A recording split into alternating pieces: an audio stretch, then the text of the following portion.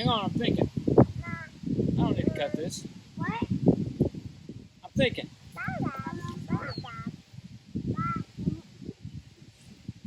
Knock it out.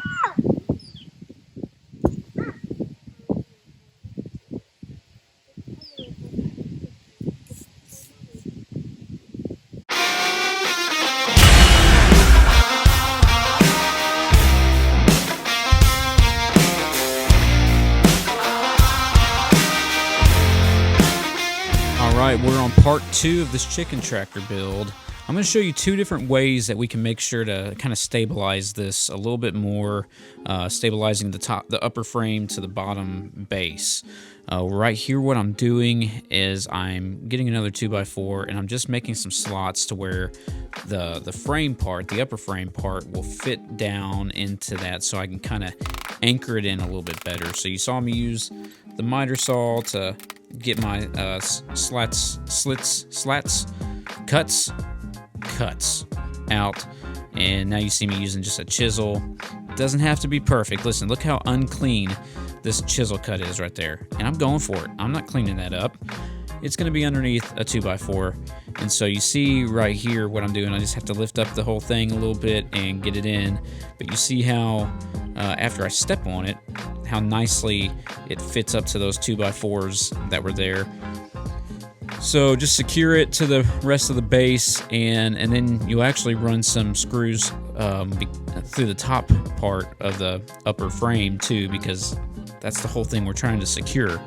So that's one way of going about trying to secure that frame, and it's a good way, but it adds a little bit more weight to your chicken tractor. So the other way to do it is to come in on the back side of those 2x4s and drill some holes. And the whole purpose of this is just so you can get a screw to go through there with a little bit more of the screw going down into the base frame part of the overall frame. And so there's 2 different ways for you. Now what I'm doing is I had originally planned to put a little roost in. Is that what it's called? A roost? Yeah, I think that's what it's called. I was going to put a whole sheet of plywood up here, and I was trying to figure out a way to get it to sit up there level. I thought about cutting into the wood, and then I thought about another idea, which you'll see in just a second. But this is me just kind of trying to get it all level, and so I'm just trying to get a just straight level surface between these 2x4s to put these boards across, as you'll see in just a minute. By the way, it's really hard to hold a level and, mark at the same time without it moving. But anywho, so here's the idea I came up with. I cut an angle on a 2x4, just made it kind of small, and I just drilled it in right underneath the line that I made. And once again, my plan originally was that a piece of plywood was going to sit up here so the chickens would have a place kind of elevated off the ground, unexposed to the elements, and they could get up in there and, they can just kind of roost up there. But you'll see later on that plan changes because my wife talked me out of this idea because it's really unnecessary, and they didn't need so much of a roost to get up in there and to be they're going to be shielded from the elements because I'm going to put some roofing over that spot later on. But you can go 2 routes with this. I left this in here because you can either do this if you want to make this a chicken tractor that has like an egg box in it, then you need to do it this way. Put a piece of plywood in and then have an egg box on the back. If not, then you'll see the other way that is going to be done later. So this is one of the reasons now why it was so important to space it out properly, because I bought hardware mesh. Instead of chicken wire or anything like that. I've seen videos where people get chicken wire or they get something a little bit thicker, and animals can actually get their hands in there and still get to them. And this hardware mesh, this stuff is solid. And there's my kid that found a bone in the ground and licked it or something. That was pretty nasty. But anyway, I got this hardware cloth, I think is what it's actually called, and put that on there. Put about 1,000 staples in it. Those were 1-inch staples, by the way.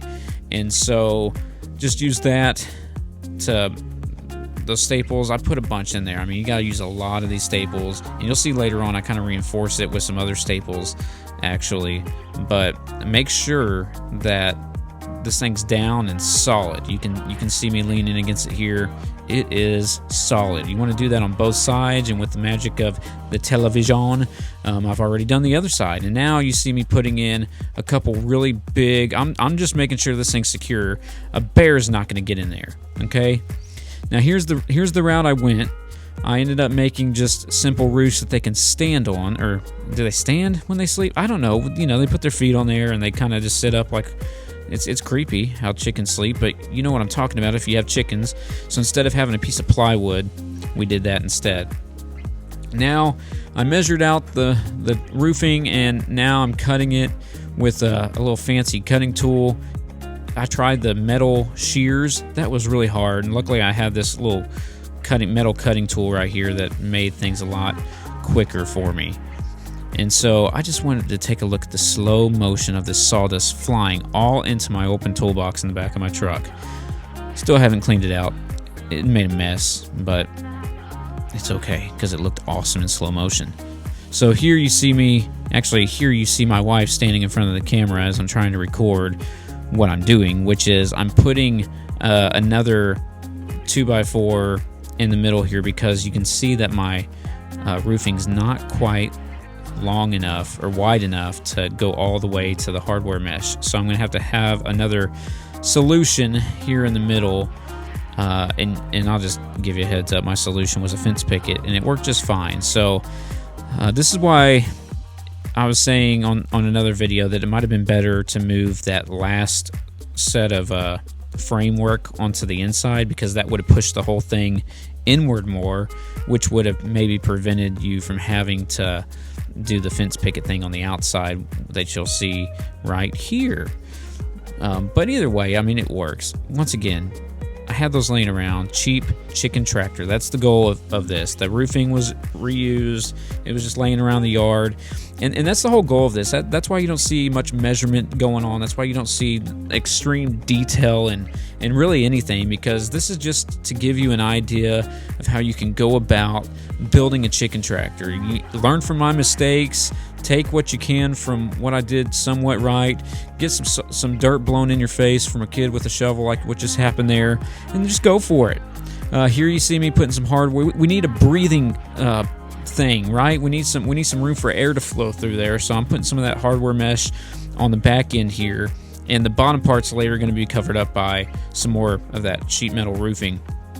But right here you just see this hardware mesh, hardware cloth, whatever it's called, being put up, and you see how slowly I'm going at stapling it because I'm pretty slow. That's why I fast motioned most of this video.